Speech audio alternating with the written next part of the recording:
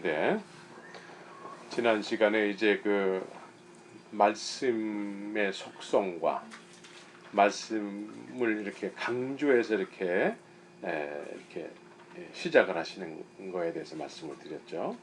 이 말씀은 하나님이시기 때문에 이 하나님의 속성, 이 말씀은 모든 것을 회복시키지 않으면 안 되는 분이에요. 예? 하나님은 보시기에 좋았더라. 모든 피조 세계는 하나님이 보시기에 좋았더라 했거든요. 그래서 항상 보시기에 좋아야 돼. 항상. 근데 보시기에 안 좋잖아요. 그럼 말씀이 그걸 회복시켜 버린단 말이에요. 예. 그래서 결국은 하나님 보시기에 좋은 모습이 돼야 되는 거예요.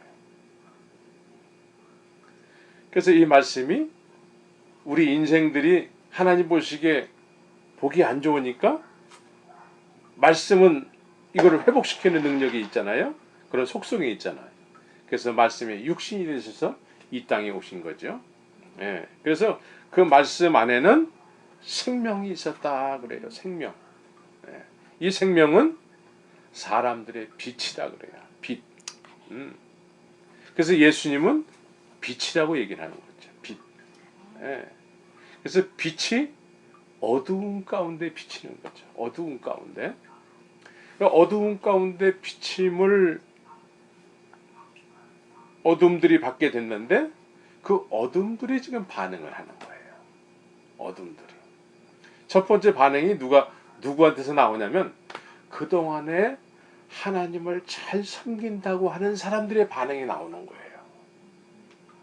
네. 나름대로 하나님 앞에 열심히 있고 나는 죄가 없다라고 스스로 그렇게 거룩하다고 의롭다고 생각하는 사람들의 반응이 나오는 거예요.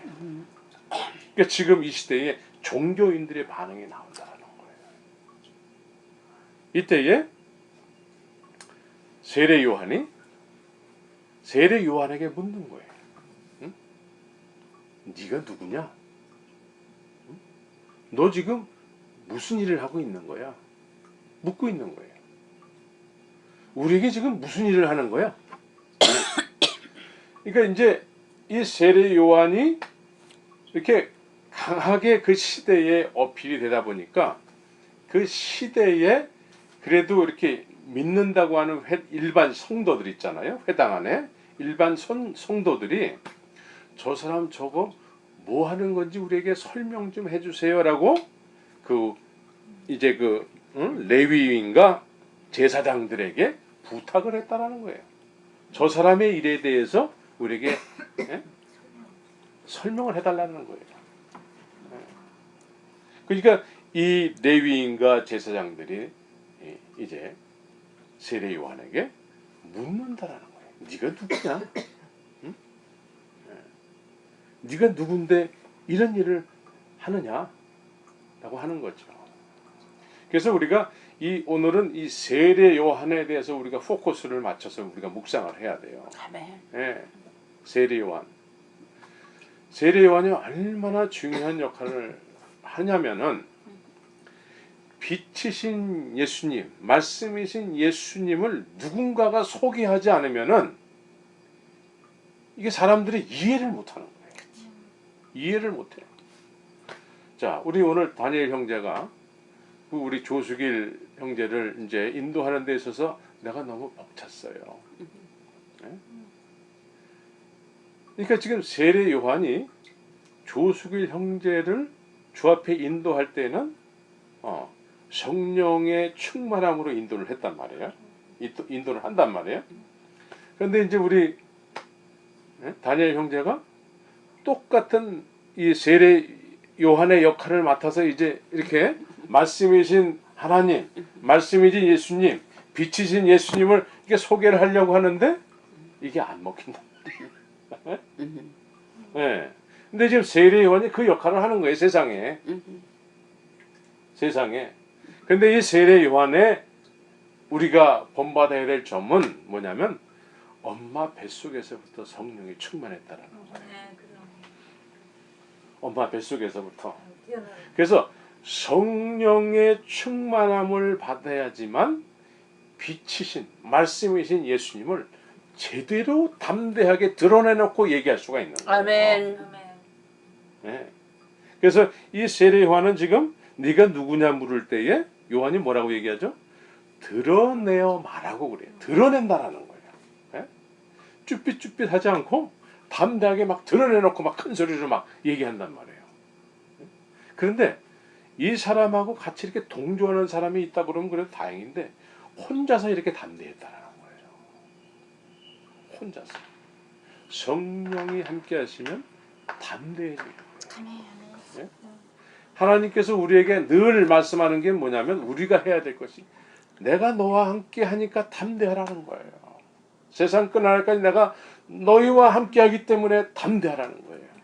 예? 그래서 성령 충만의 첫 번째 조건이 담대함이에요. 담대함. 난 여러분들이 담대했으면 좋겠습니다. 예? 그리고 드러내놓고 막 담대하게 얘기할 적에 오히려 나를 막 잡아삼키려고 했던 존재들이 이렇게 기가 꺾인다고요. 기가 꺾여. 예? 그래서 이 세례 요한이 이렇게 그 시대에 궁금증을 가지고 있는 사람들한테 담대하게 설명을 해줬다라는 거예요. 그래서 그 첫 번째 궁금증에 대해서 이 사람이 외치는 그 메시지가 뭐였냐면은 하나님께 주의 길을 평탄케 하는 작업 중에 제일 첫 번째가 뭐였어요?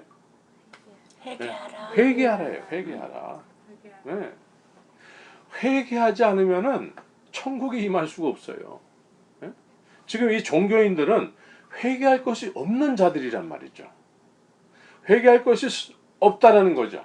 이 시대에도 아유 한번 회개했으면 됐지 뭘 또 맨날 회개를 하라 그래.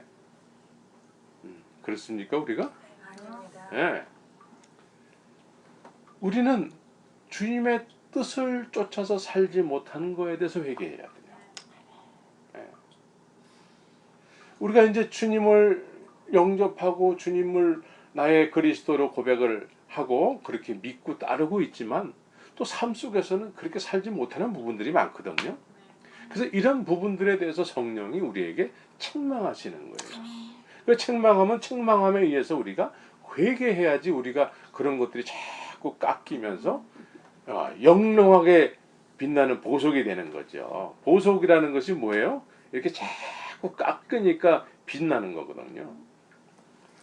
그래서 이때에 이 세례 요한은 회개하라 천국이 가까웠느니라. 이것이 주의 길을 평탄케 하는데 첫 번째 일이었다라는 거예요. 그리고 이 성령의 역사는 항상 빛에 대해서 증거하는 거예요. 빛은 누구죠? 말씀이신 예수님이란 말이죠. 그래서 이 말씀에 대해서 우리 이 시대에도 성령 충만하다라는 그 증거는 뭐냐? 오직 예수님을 증거하는 거예요. 성령 충만의 증거는요. 뭐 은사 막 나타나고 그런 거보다도 예수님을 나타내는 거예요. 성령이 하시는 일은 예수님을 나타내는 일이에요. 다른 게 아니고. 그래서 이 세례 요한은 이 빛에 대해서 이렇게 증거하는 역할을 맡은 거죠. 그래서 이 당시에 알지 못하는 것을 예비하는 종교 지도자들이 이제 세례 요한에게 이렇게 네가 하는 일이 뭐냐? 근데 이들은 사실 말이죠. 이들에게 안식일은 토요일이었거든요. 토요일날 이들은 하나님 앞에 거룩한 예배를 드렸을까 안 드렸을까요? 드렸어요. 금식했을까 안 했을까? 했어요. 헌금했을까 안 했을까? 했어요. 구제했을까 안 했을까? 다 했어요. 다 했는데 이런 사람들에게 회개하라 천국이 가까웠느니라 이렇게 얘기했다라는 거예요. 그것도 이렇게 역할을 하는 사람들이 많은 가운데서 세례 요한도 똑같이 한 게 아니고 다른 사람은 없어. 세례 요한 혼자서 외치는 거예요. 혼자서. 그러니까 이 기득권을 가지고 있는 사람들이 가만히 있겠어요? 예. 가만히 못 있고 지금 이제 얘기를 하는 거죠. 이들은 밑에 깔린 게 뭐냐? 변화 안 되기를 작정한 사람들이에요. 변화 안 되기를 작정해서 니 가진 게 뭔데 이런 일을 하고 있는 거야. 니 가진 게 뭔데 무슨 세례를 주고 있어? 응? 니 가진 게 뭔데? 우리같이 이 기라상 같은 사람들이 이렇게 응? 이 거룩함으로 이렇게 우리가 충만해 있는데 우리한테 지금 뭘 하는 거야 도대체? 근데 이런 작업을 해야지만 이 작업을 해야지만 예수님이 오시는 의미가 있다라는 거예요. 그래서 예수님이 이렇게 오셨을 때에 모든 사람들이 다 죄인이 돼 있어야 되는 거예요. 예수님이 오셨는데 죄인들이 아니잖아요. 그럼 예수님이 오셨어도 의미가 없는 거예요. 그러니까 예수님도 똑같은 메시지를 전하거든요. 회개하라 천국이 가까우니라. 예수님은 이 세상에 왜 오셨죠?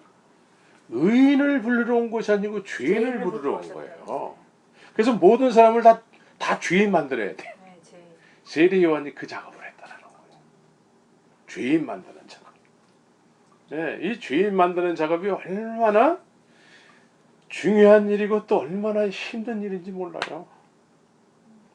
예. 선교지에 가보면 특별히 여실히 드러나는 것이 사람들이 내가 왜 죄인이냐 이거예요. 내가 왜 죄인이냐. 예? 해만 뜨면 해 뜨면 일어나고 해 지면 자는 우리처럼 착하게 사는 사람이 어딨냐 이거지. 예? 우리가 왜 죄인이냐 이거지. 예. 근데 성령의 역사는 죄인 만드는 거예요. 첫 번째는.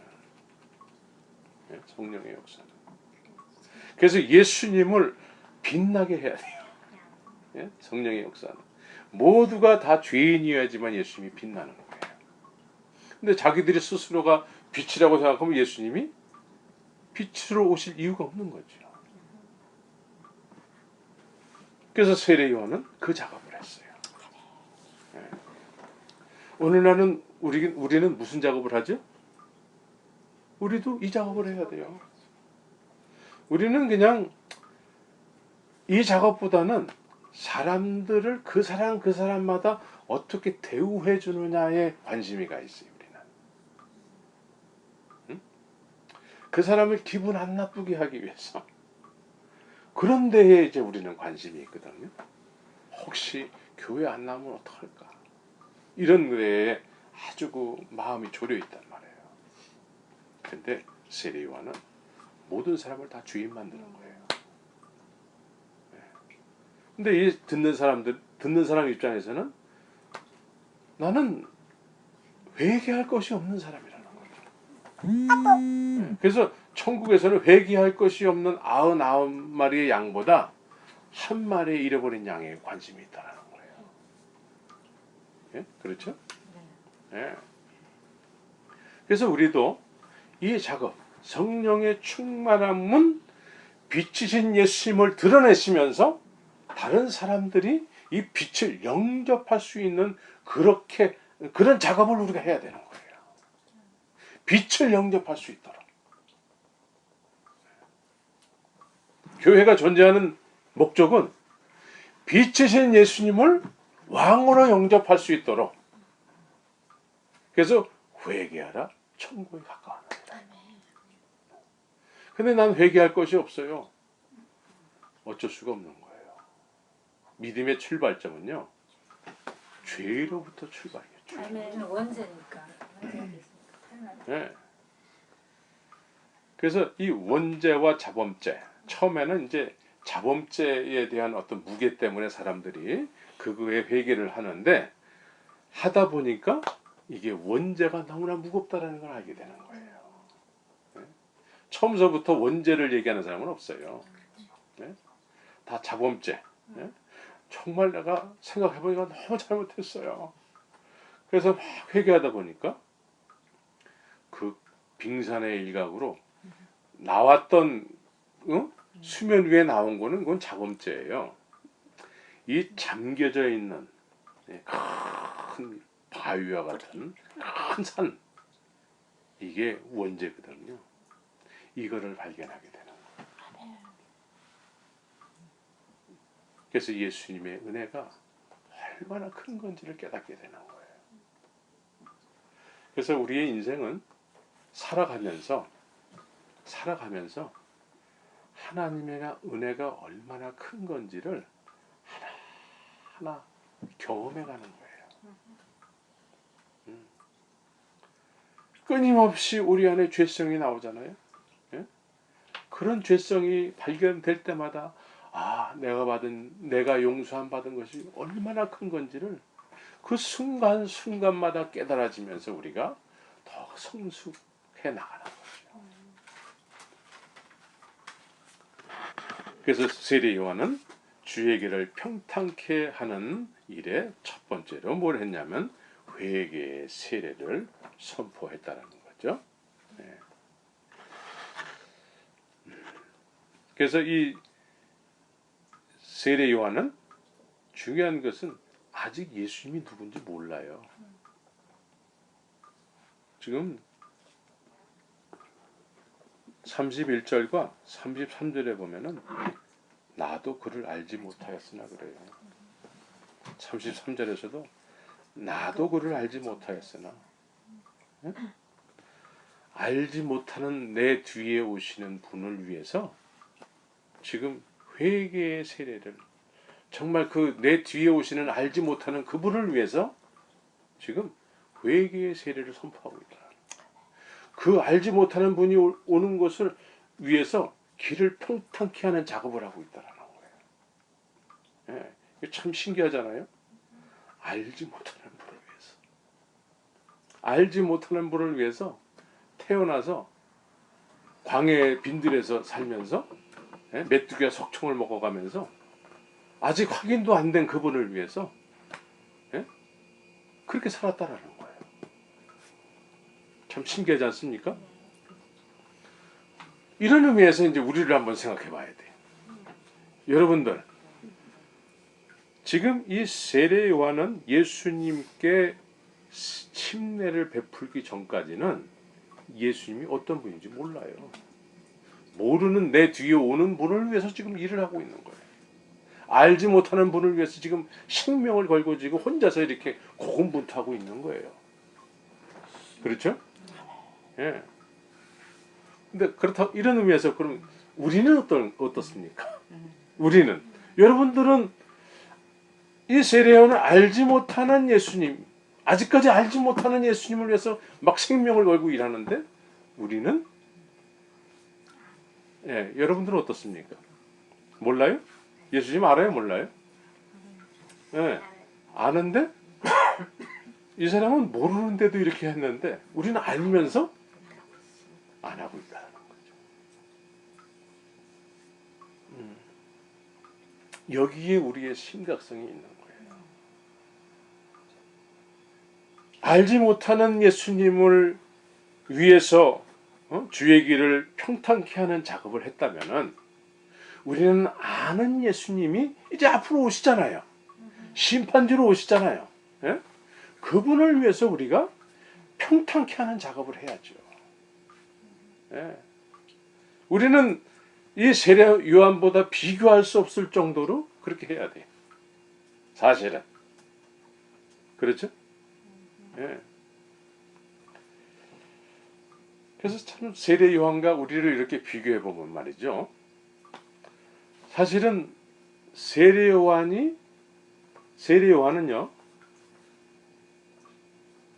여자가 낳은 자 중에 가장 큰 자라고 얘기했어요.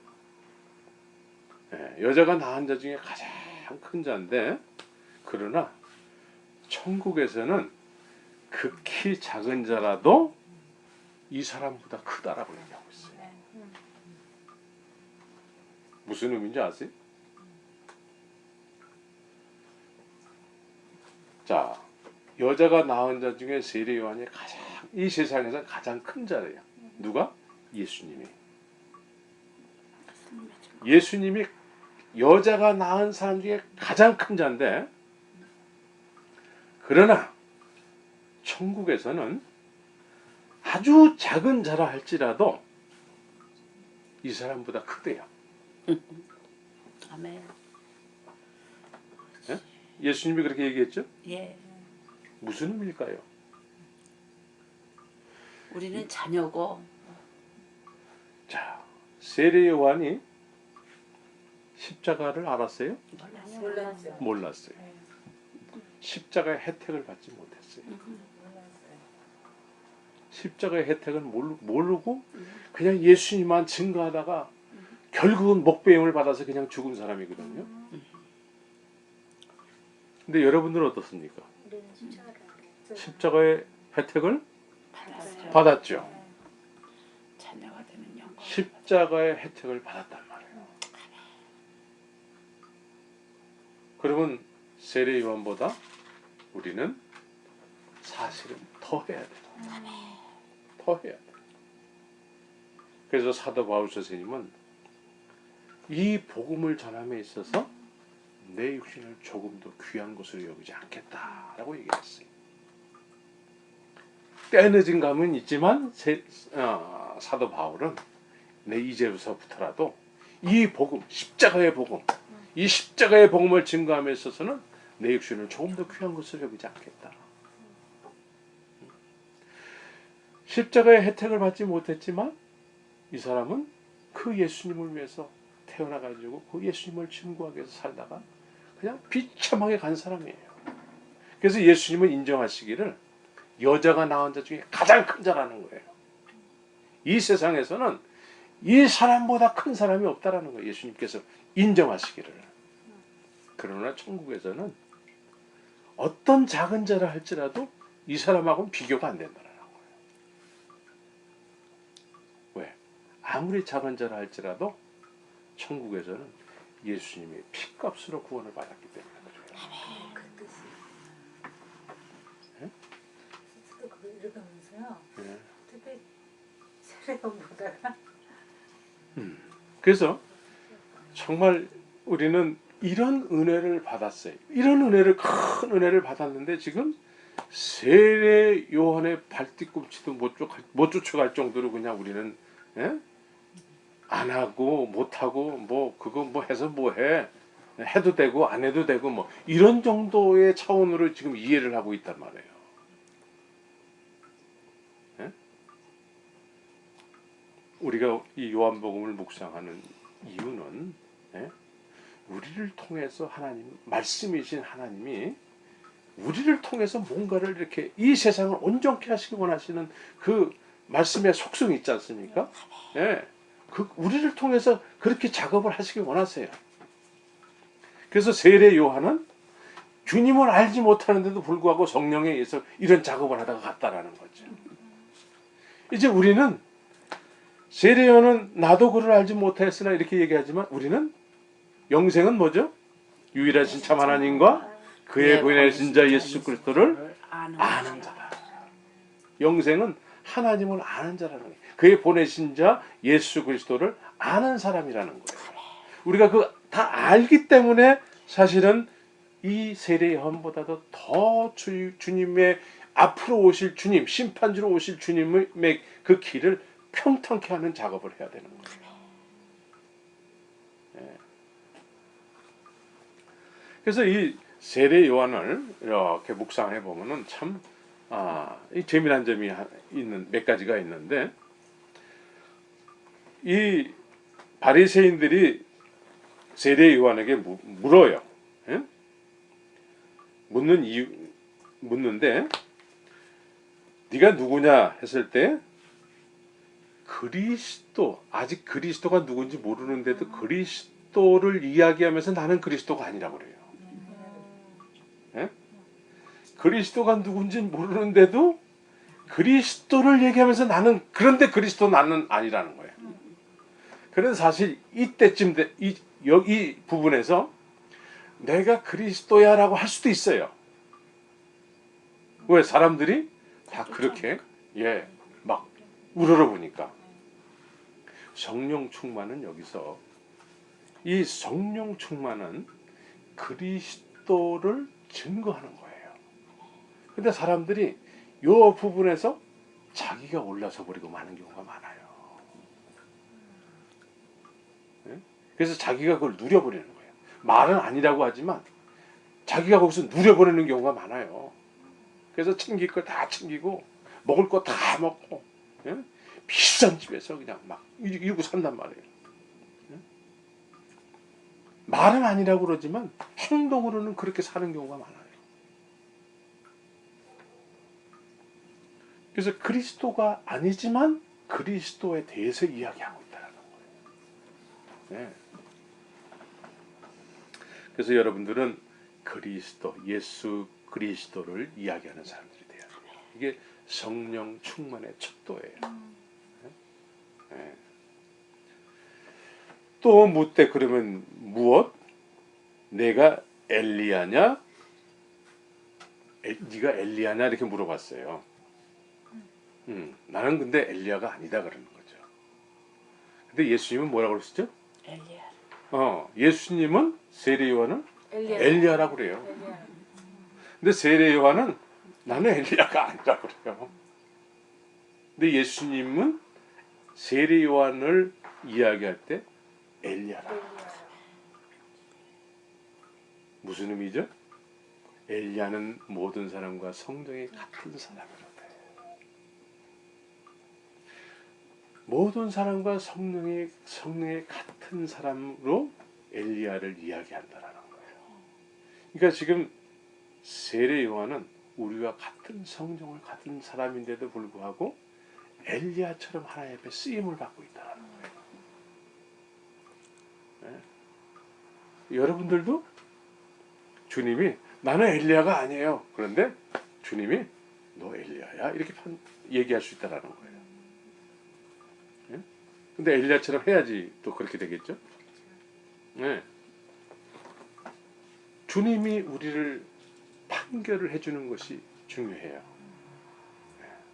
우리는 아니지만 하나님은 우리에 대한 평가를 그렇게 하신다는 거예요. 여러분들에 대한 평가를 지금 어떻게 내리실까요? 네, 옆 사람에게 당신은 이렇게 평가를 받을 것 같은데 한번 얘기해 주세요. 네? 자, 네가 선지자냐? 대답하되 아니라 그래요. 그런데 예수님은 선지자라 평가를 해준다라는 거예요. 네. 스스로는 내가 그런 일 안 하고 있는데 아니라고 자기의 정체성은 아니라고 생각하는데 예수님의 평가는 네가 그 일을 한다는 거예요. 네? 지금 마태복음 25장에서도 그 염소와 양과 염소의 그 심판이 있지 않습니까? 양들에 대해서 자기는 양들은 그런 일을 안 했다고 그래요. 그런 일을 안 했다고 그러는데 주님께서는 네가 그 일을 했다라고 평가를 해주신다. 예. 이게 참 이게 우리가 해놓고도 우리는 몰라. 주님의 평가는 네가 했느니라 그런단 말이에요. 근데 염소에 속한 사람들은 자기가 안 했죠. 예? 자기는 안 했어. 그런데 예수님 자기는 했다고 생각하는데 예수님은 안 했다고 생각하는 그런가? 예, 죄송합니다. 예. 마태복음 25장에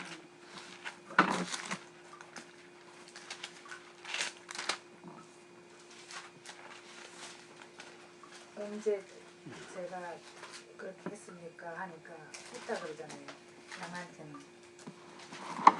양한테는 그렇게 했다 그러고 염소에게는 했는데 안 했다 이거는. 모른다 그러잖아요. 염소에게는 42절. 내가 줄일 때 너희가 먹을 것을 주지 아니하였고 목마를 때에 마시지 아니하였고 했는데 이때에 주님이 언제 그런 일이 있었습니까? 라고 얘기를 하는 거죠. 했다는 게 아니고 예. 이제 배고픈 네, 일이 있으면 나그네 되었을 때 영접하자고 이렇게 했는데 저희도 대답하여 주여 우리가 어느 때에 주의 줄이신 것이나 목마른 것이나 나그네 되신 것이나 벗으신 것이나 병든 것을 보고 고향치 아니하더이까 그래요. 그러니까 주님이 언제 그런 일이 있었습니까? 라고 얘기를 하는 거지. 했지는 예. 않다. 그러니까 했는데 안 했다고 얘기하는 것이 아니고 그러니까 주님이 그렇게 안 좋은 상황에 있었던 것조차도 모르는 거죠 지금. 예.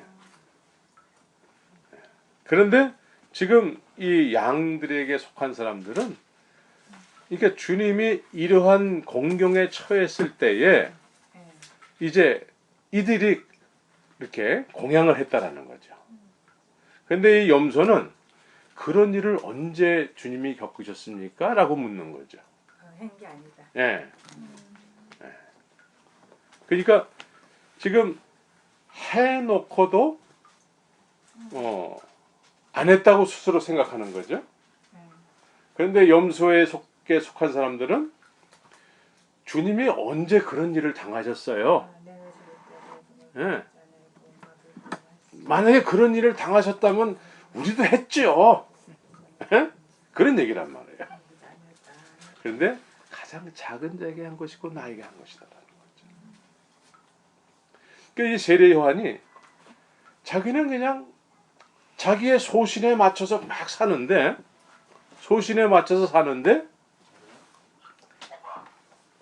그러면서 자기는 아니라는 거예요. 나는 엘리야도 아니고 선지자도 아니고. 그런데 예수님의 평가는 성령에 의해서 소신대로 사는 그 자체를 너 엘리야다라는 거예요. 너 선지자다라는 거예요. 여자가 낳은 중에 가장 큰 자라는 거예요. 네. 그래서 염소면은 바리새인 아니에요, 그죠? 바리새인들은 다 하잖아. 그래서 했다고 생각한 거야.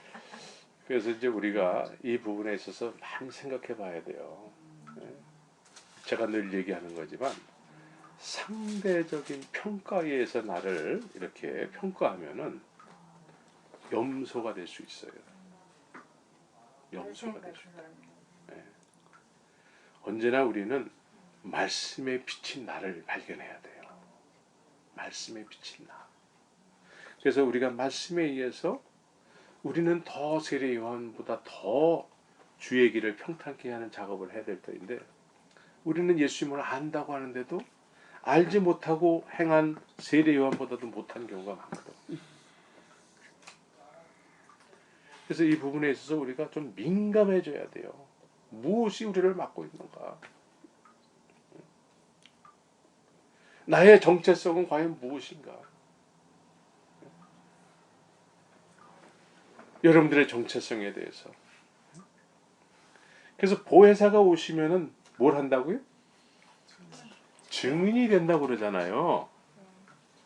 예? 자, 보혜사가 오시면 증인이 된다고 그러죠. 그런데 사실은 보혜사를 받지 못한 이 세례 요한은요, 알지 못하는 그리스도에 대해서 생명을 걸고 그분을 증거하고 있어요. 근데 우리는 보혜사를 받았다고 하는데 증인으로서는 좀 거리가 좀 있죠. 그럼 이쯤에서 그러면 사도행전의 교회가 지금 우리에게 이 땅에 지금 시작이 됐는가? 지금 현재 이런 차원에서 우리가 좀 생각해 봐야 된다는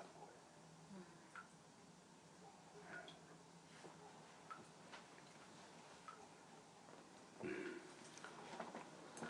그래서 31절에 아까 우리 강 집사님이 이제 질문을 하셨어요. 나도 그를 알지 못했으나 내가 와서 물로 세례를 주는 것은 그를 이스라엘에게 나타내려 함이라 하니라 그래요.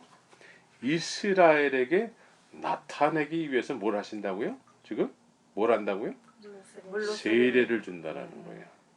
그럼 여기서 이 세례는 누가 받는 거죠? 사실은 죄인들이 세례를 받는 거잖아요. 네? 아닌가요? 네, 맞습니다. 세례는 죄인들이 받는 거예요. 근데 지금 예수님이 이제 세례를 받으신다라는 거예요. 죄인들이나 받는 세례를 예수님이 받으신다라는 거예요. 무슨 의미일까요? 무슨 의미예요? 죄인이 받는 것을 예수님이 받는다는 거예요. 그렇죠. 그러면서 이제 세상 죄를 지고 가는 어린 양이로다 라고 얘기를 하는 거예요. 다른 사람들에게는 이 물로 세례를 받음으로 인해서 죄 용서를 받는 세례가 되지만 죄가 없는 사람이 세례를 받으면 죄를 스스로 인정하는 꼴이 돼버리는 거예요. 그래서 세상 죄를 지고 가는 어린 양이 되는 거예요. 그래서 여기서 이제 성령이 비둘기같이 임하셨다 그러잖아요. 예? 성령이 비둘기같이. 죄인들이 받는 세례를 죄 없는 예수님이 받으시니까 성령이 비둘기같이 임했다라는 거예요. 왜 임했을까? 네. 여기서 이제 예수님이 세상 죄를 지고 가는 이 죄인의 모습이 된 거예요. 이제는 죄인의 모습이 돼서 성령님이 프로텍트를 하지 않으면 안 되는 거예요. 아멘. 성령께서. 그래서 비둘기 같은 이 비둘기가 이 순결함을 상징하지 않습니까? 예? 그래서 이 순결함, 이 죄 없는 순결함을 유지하기 위해서 성령이 보호를 하시는 거죠. 이제. 예? 그래서 죄인의 모습이 됐을 때는 누가 공격을 하죠? 사단이 공격을 하는데 성령이 그 순결성을 잃어버리지 못하도록 보호를 하시는 거죠. 그래서 그의 위에 머리에 머물렀더라. 그 위에. 그래서 33절에 보면 나도 그를 알지 못하였으나 나를 보내어 물로 세례를 주라 하시니가. 그래요. 나를 보내어 물로 세례를 주라 하신 그이가 그런단 말이죠. 누구죠? 하나님이시죠. 예? 예. 그러니까 그이가 나에게 말씀했다라는 거예요. 하나님이 나에게 말씀했다라는 거예요. 그래서 누구든지 성령이 임하는 것을 보면은 성령으로 세례를 주는 이인 줄 알라 이렇게 얘기했다라는 거예요. 그래서 예수님은 죄인들이나 받는 세례를 받으심으로 인해서 이스라엘의 모든 죄를 짊어지고 가는 어린 양이 된 거죠. 그래서 이스라엘에게 나타내마 되는 거죠. 나타내게 되는 거예요. 네. 이때서부터 예수님이 노출되는 거예요. 이때서부터 갖은 핍박과 이런 게 몰려오는 거죠. 이때서부터 이제 주님의 사역이 시작되는 거예요. 네. 그래서 성령에 의해서 모든 일을 감당하시고 아멘. 예. 그래서 죄인의 모습이지만 언제나 구별된 모습으로 이렇게 주님께서 사셨다라는 거죠. 그래서 성령은 항상 무슨 일을 하시냐면은 세례 요한도 그렇고 우리도 마찬가지예요. 예, 성령이 무슨 일을 하시냐면은 내 뒤에 오시는 일, 오직 예수님만 증거하게 하세요. 예. 우리가 자꾸 성령의 척도를 여기에서 벗어나 가지고 자꾸 은사적으로 해석하는 경우가 많거든요. 그게 아니라 예수님을 증거하게 한다. 예. 하나님께서 세례 요한에게 이 예수님을 증거하는 일보다도 더 중요한 일이 있다면 그 일을 시켰겠죠. 그렇죠? 그러나 지금 알지도 못하는 그리스도에 대해서 성령께서 그분을 자꾸 증거하게 하신다. 그래서 성령이 오시면 예수님에 대해서 증거하게 하는 거죠. 그래서 이 예수님을 증거함에 있어서 이제 예수님이 하셨던 것처럼 예수님을 드러내게 함으로 인해서 이제 필요한 것들이 권능이 있다는 거예요. 권능. 권능은 좀 은사하고 좀 구별되어 있는 거예요. 권능은 성령이 일방적으로 역사를 하는 거예요. 복음에는 하나님의 의가 나타나서 구원을 얻는 모든 이들에게 하나님의 능력이 된다고 그러잖아요. 이게 이 권능은 이 성령이 충만함으로 인해서 복음을 복음되게 하는 데 있어서 어떤 권능, 능력이 막 나타나는 거예요. 그래서 막 병든 자가 뭐 병든 자를 일부러 막 고치려고도 물론 했겠지만 그냥 어떤 면에 있어서 막 자연적으로 막 일어나기도 하고 귀신이 그냥 알아서 막 도망가기도 하고 막 이런 권능이 나타나는 겁니다. 그러니까 예수님이 우리 안에 충만하게 임하신 거죠. 그래서 예수님이 내 안에서 예수님이 하시고자 하는 일을 막 나를 통해서 하게 되는 거죠. 그래서 이 은사라는 차원보다는 조금 다르게 권능을 이해를 해야 돼요. 그래서 이 막 이렇게 능력이 나가기도 하고 말의 권세가 막 있고 말이죠. 그래서 베드로는 성령 충만함을 받고서는 막 죄에 대해서 정죄를 해버리니까 사람이 죽어버리잖아요. 성령을 속인 죄에 대해서 성령께서 그냥 그 즉시에서 막 사람이 죽어버리기도 하고 이런 어떤 권능이 나타나는 겁니다. 그래서 우리는 성령 충만의 척도는 예수님을 증거하는 거예요. 알던 모르던 몰랐던 세리 요한은 그 모르는 예수님을 위해서 그렇게 증거를 했던 거죠. 근데 우리는 알잖아요. 아는 예수를 전하는 거예요. 세리 요한은 모르는 예수를 전했어요. 여러분들은 아는 예수잖아요. 예? 그 아는 예수를 증거해만 하는 거죠.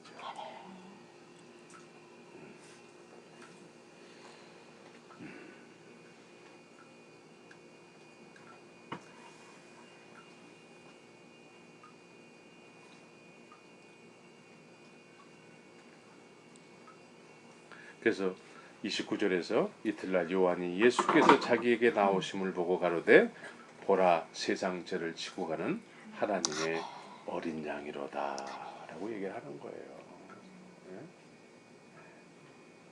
우리는 이미 보혜사 성령을 다 받았다고 고백을 했어요. 고백을 했죠? 아멘. 보혜사 성령을 받았습니까? 네. 받은 증거가 있습니까? 안에서 증거하세요. 세례 요한은 보혜사 성령은 경험하지 못했어요. 보혜사 성령은 십자가의 혜택을 받은 사람에게만 나타나는 거예요. 왜냐하면 예수님이 십자가에서 죽으시고 부활하셔서 가셔야지만 오시는 성령이시거든요. 근데 세례 요한은 그 보혜사를 경험 못했어요. 그래서 이 세상에서 여자가 낳은 자 중에 가장 큰 자지만 우리보다는 작은 자예요. 근데 이제 우리는 천국에서는 천국에서 만나게 될 수 있을까? 네. 아멘. 네.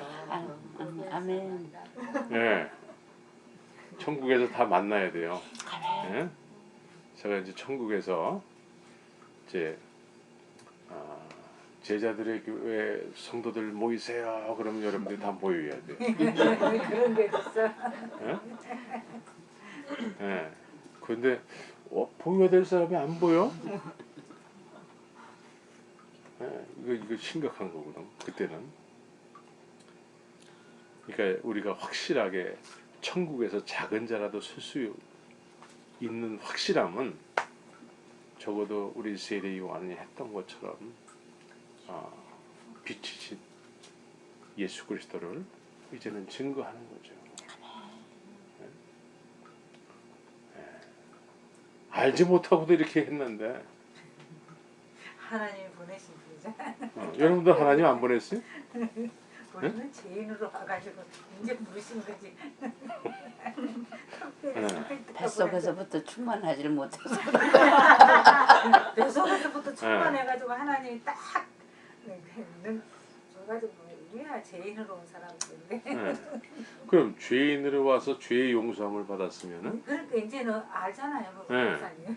죄의 용서함을 받았으면은 지금 세례 요한은 어려서부터 죄 안 지려고 빈들에서 죄 안 짓게 하려고 하나님께서 빈들에서 메뚜기와 석청을 먹여가면서 그렇게 하나님에 의해서 어려서부터 이렇게 자랐거든요. 그럼 우리는 어때요? 우리는 죄 중심에 있었거든요. 죄의 아주 시커먼 중심에 있다가 그 용서함을 받은 거예요. 예수님 하나님 우편에 지금 나는 중보하시는 그 예. 믿고 사는데 그래서 우리 시커먼 죄에서 우리를 용서함을 허락하신 거거든요. 그래서 사실은 세례 요한은 우리처럼 시커먼 죄 가운데 있기보다는 어려서부터 하나님 말씀에 의지해서 이렇게 살았잖아요. 이 사람은 죄 용서함이 뭔지를 잘 몰랐을 것 같아요. 그렇죠? 그렇죠. 네. 하나님에 의해서. 근데 우리는 그 용서함이 얼마나 크다라는 걸 알잖아요. 그 용서함이 크다라는 것은 독생자 예수 그리스도가 죽어야지만 용서되는 거예요. 아멘. 그렇습니다. 우리가 그런 은혜를 받았어요. 그러니까 세례 요한은 비교가 안 되는 거예요 지금. 예.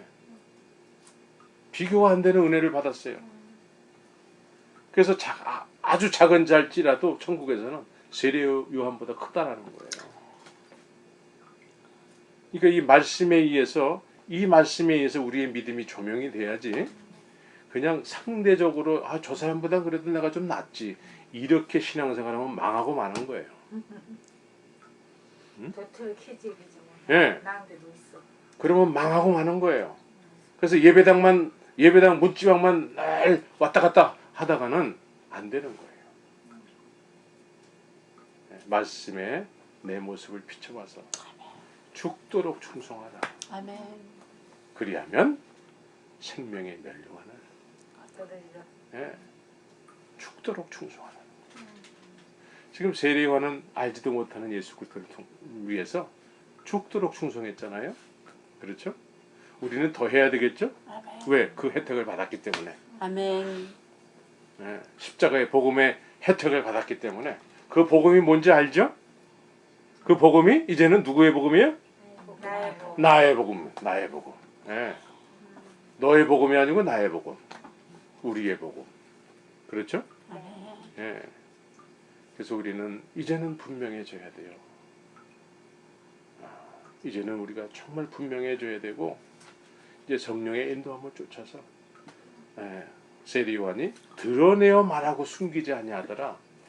담대하게 복음을 나의 복음을 전하는 그런 세례 요한보다 더 나은 자들이 되기를 예수의 이름으로 축원합니다. 아멘.